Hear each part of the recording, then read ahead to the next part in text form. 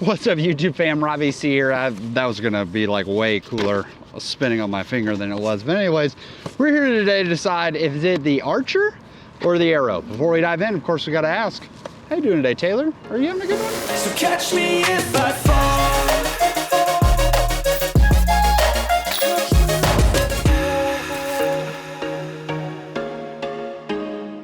All right, so this is a super common question when it comes to newer players, especially as you're trying to dive into the game. How do you determine if you're not finding success on the course, if things aren't going your way, or you're just like, you're trying to throw a certain shot and it's just not behaving how you want it to? When do you decide, is it me or is it you? Is it the disc or is it you and changes to your form?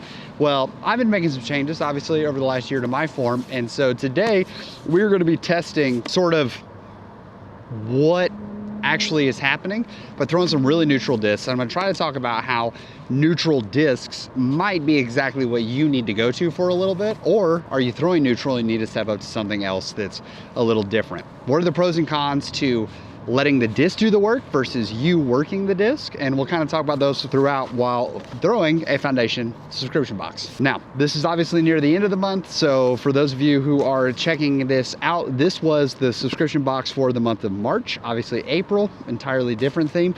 But this box, the theme was point and shoot. So for $45, you get the chance to get 3 fantastic discs as well as a swag item every single month. $45, it's awesome.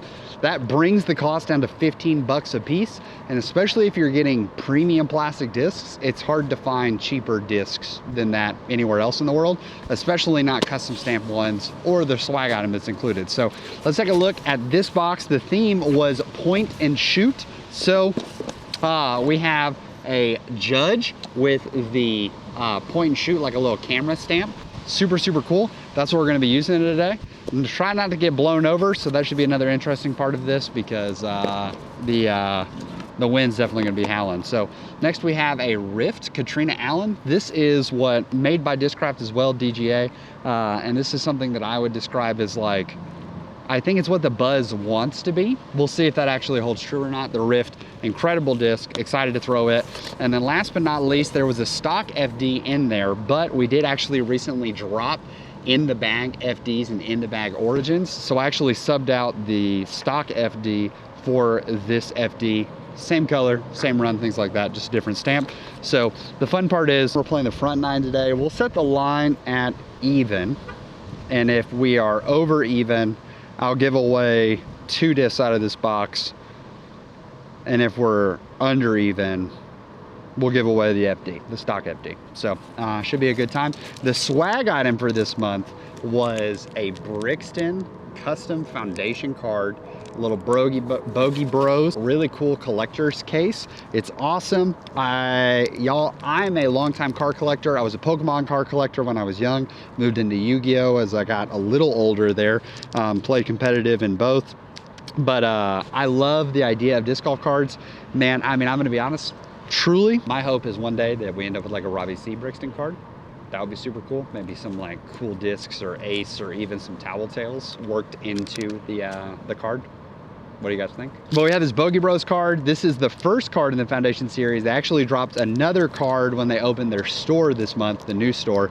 So really sick swag item. And I mean, this collector's case is so sick. So really pumped for this. Honestly, I've seen a lot of these subscription boxes. We've been doing them for over a year and a half.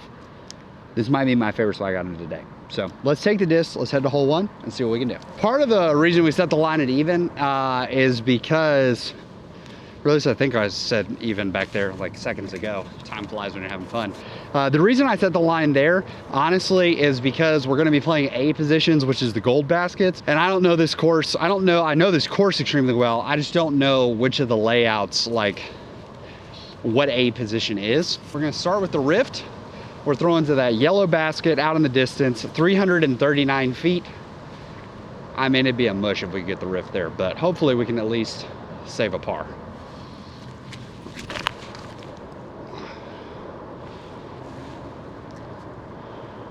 Just outside the circle. That feels good. That means green light with the red light.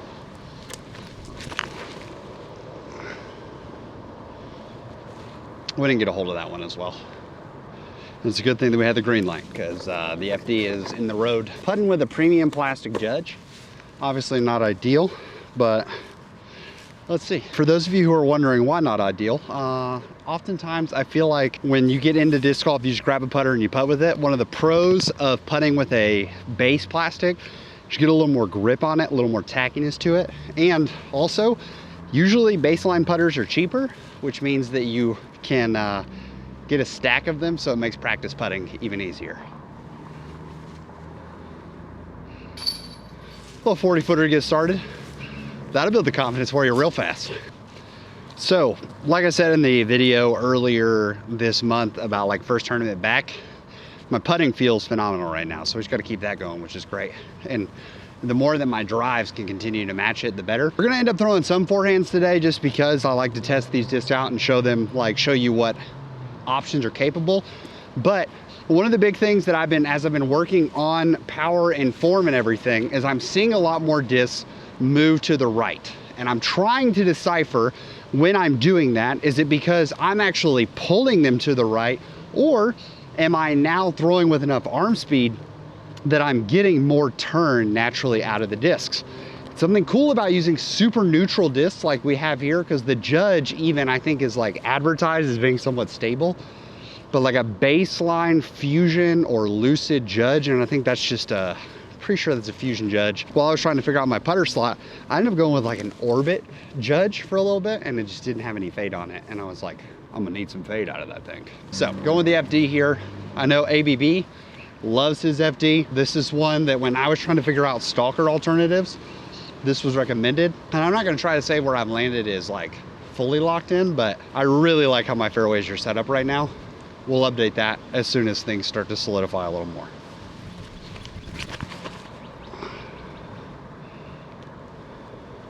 I guess I should say how far this is. 338 feet. That felt like a good rip. Got a little movement out of it. It definitely got a little like Ford flare on it, which feels good. I don't know about you guys, but oftentimes when you have like a longer putt like we did on hole 1, I kind of like those for a first putt of the day because there's less expectation and less pressure on them. So I don't feel like, oh man, I've got to jam this. Whereas if like I had that putt for my first putt of the day, it's like, you really should make this most of the time. Now I will say one of the big things about changes that I've made is trusting the shot. I can't emphasize enough how important it is to trust the shot, because we've worked on so many things to get the hand ahead and whatnot, to get things moving in the right direction. Some of the best shots that people can throw are when you trust the body and everything just fires almost like behind you. We're gonna go rift here. I'm gonna hope if I yam on it hard, it'll stand up and ride straight, but we do have a pretty swooping tailwind right here, so it's gonna be a little more stable, so I may try to just get her flat. Yeah, see, that's what I thought. The power wasn't an issue. Oh no, is it gonna roll into the OB? And that's why this hole is garbage, because we hit a tree so far left and then it popped up and there's like this sinkhole in there and everything just filters in. If you don't clear the sinkhole, it's bad. Yeah, that's a tough look, Katrina. Sorry, dude. You were a great shot. Unfortunately, I mean, that's a 25-foot roll at least, it feels like.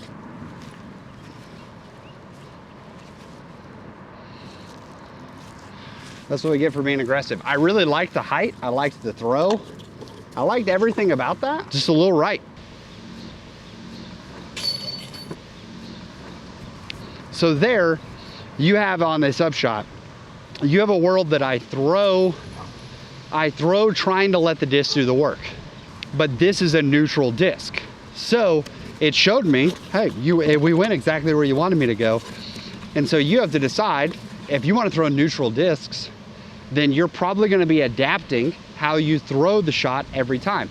And so you can feel the expertise or the confidence of like, I get to control how this thing moves.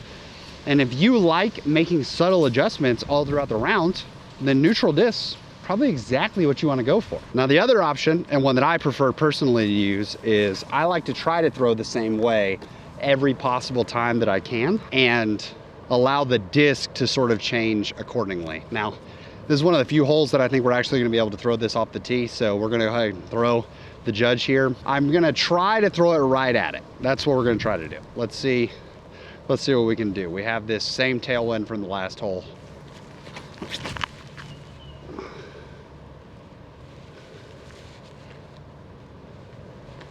Go on a little adventure here. I'm gonna try to just punch this out. Well, we punched it out. This one is in the very back, 604 feet, par 4. The key here is a par 4, big hole. Don't try to just like overstress yourself and try to crush it, Dennis.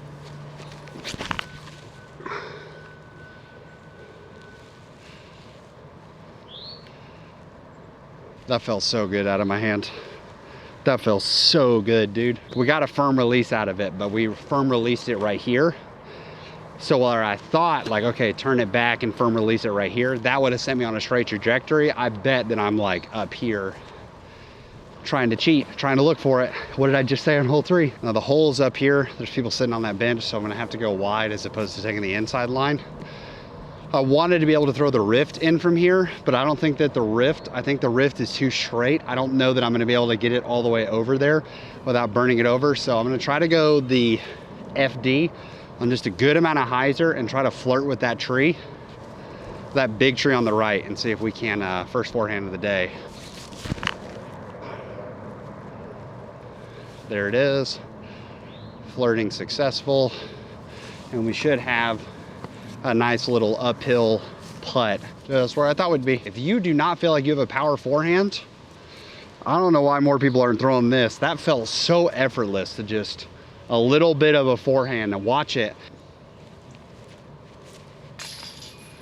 See, on this, I was trying to putt as if I was going over this basket. That was the goal. Like, give it enough to feel like I'm gonna go over the basket. And when it came out of my hands, I thought, I went over the basket and it hit like right here. I think so often when people putt on uphill putter shots or up like major uphill baskets, you don't give it enough. You never give it a chance. Give it more than you think. This one's 321 feet, tucked off to the right, but we do have a headwind, so I'm gonna hope that if I throw this somewhat flat, that it turns into the wind. Y'all, is this just not gorgeous? I don't know how y'all feel about it, but Katrina's logo, I'm gonna put it Katrina's logo, top 3 logos in disc golf. Let's do it this way. Give me 2 top 3s in the comments. Would love to see this. Top 3 pro logos and top 3 disc golf creator logos. We're gonna actually probably try to give this some Anheuser and give it a pull all over there.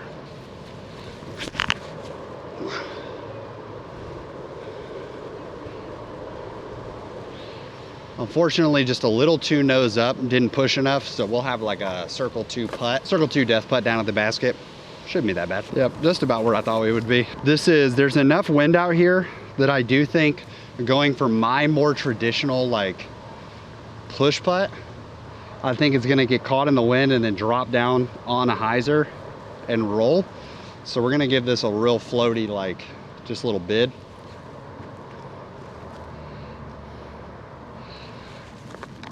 Try to get protected from the wind with those trees. And I know I'm asking all sorts of questions in the comments because you guys are already contemplating your logo answer, but the phrase limit testing, are you guys familiar with that? I know that it's used in video games a lot, but I don't know how often it's used outside of video games.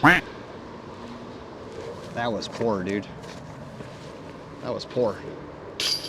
Okay, so the wind is not where I thought it was. This is one that I know for almost a fact that we're not getting there. So instead of throwing the FD, I actually think that I'm gonna go rift on a backhand. None of these discs are getting there. And that's another thing is I have neutral-ish discs.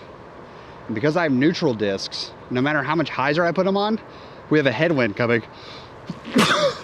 Woo! Bless up. We have a headwind coming. So hyzer, even if I put it on hyzer, these neutral discs are probably just gonna stand up and ride straight. So I've seen the rift probably, the FD probably has a decent amount of stability to it as well. But with this wind, I personally like to throw a little slower in the wind because the faster rims, while they can cut through, also are affected more by the wind.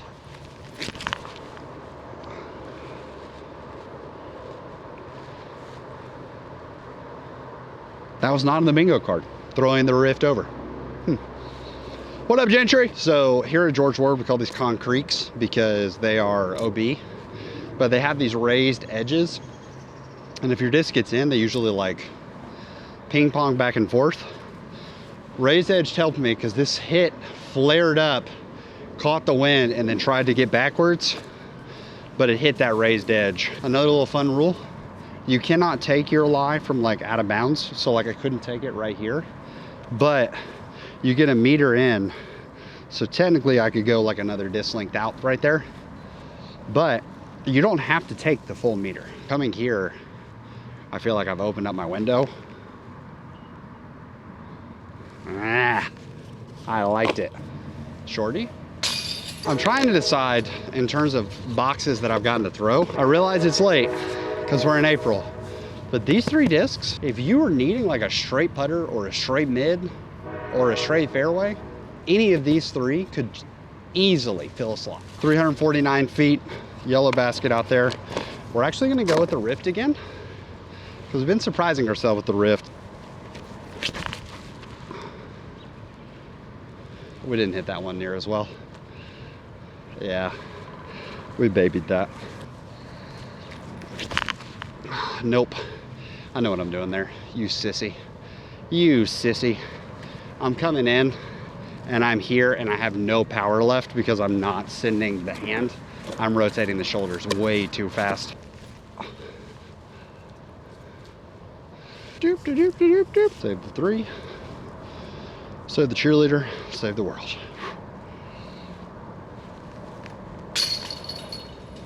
It was high, it was in. And that's what matters. So to go back to the original question, should you use neutral discs and work them, or should you use sort of more varied disc and throw the same shot consistently? And to me, I think the honest answer is, obviously it's up to you. Everyone's game is going to kind of sort itself differently, but I think as a newer player, there's sort of 2 phases. When you first start, finding something neutral like an FD or the Rift, absolutely perfect, because these discs are neutral enough that they're going to tell you what you're doing wrong. If you're throwing this Rift and it's burning over right every single time, that means you probably have a lot of natural anhyzer in your throw. If you're throwing this Rift and it's just fading out every single time, it means that you probably have a lot of hyzer in your throw. If you are pulling this over to the right, then a lot of people are going to say the diamond is a great first fairway driver to get into. But if you have natural anhyzer in your throw, the diamond is a terrible disc for you to try to throw because it's just going to burn into the ground. You're going to get frustrated really fast because you don't know how to fix it. So I would say starting with, like, if you only have 1 or 2 discs, starting with something neutral can be really good. As a 7-speed, I usually try to stay away from fairway drivers, but the FD is a pretty good one. I would go in the S line versus the C line personally. That'll make sense. That's the plastic type for those of you who are really new watching this. But once you've done that for a little bit and you started to figure out sort of what your throw is, that's where I would find different discs that do a variety of things so that you can try to find a consistent swing in a consistent form, and then watch when I do this disc behaves this way, this disc behaves the other way.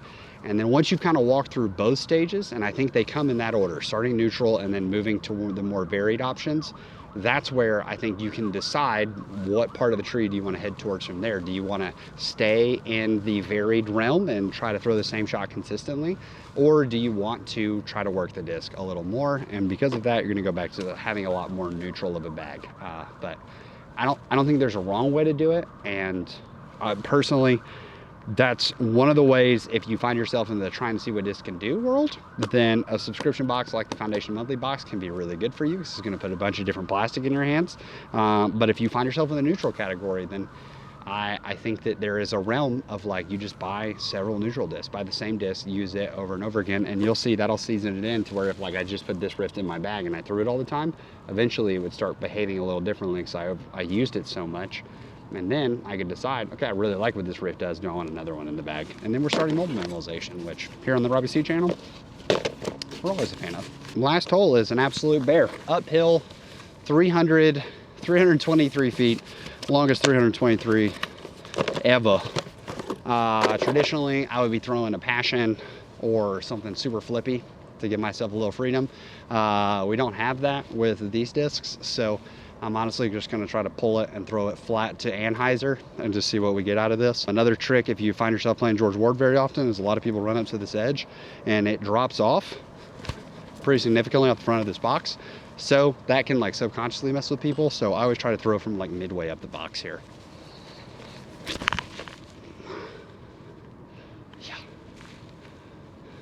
Yeah, I figured that was gonna be the case. I've never birdied the longest position here, which is like 30 feet past the yellow one. As opposed to the judge, even though we have less than 200 feet into the basket, it's so uphill that I'm gonna have to mush the judge. And with it being so neutral, I don't know it's gonna fade in. So I can go softer on this and let it fade.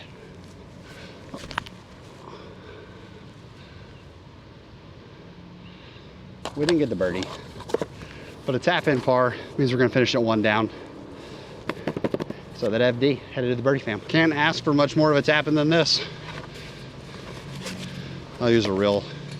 I was just gonna set it in, but I know that someone's gonna be like, ooh, he didn't actually close out. That's +2 stroke, therefore he's over par. Got him. Hopefully we answer the question. I wanna know, are you team neutral or are you team overstable and understable? Same shot, work the disc. How do you approach it? Thank you so much for tuning in. Thank you to Foundation for sending out the subscription box. Already looking forward to April's. Y'all, it's gonna be a good time. But in the meantime, hope you have an amazing rest of your day. Please make it fantastic for someone else too. But for now, we're gonna leave you with the birdie.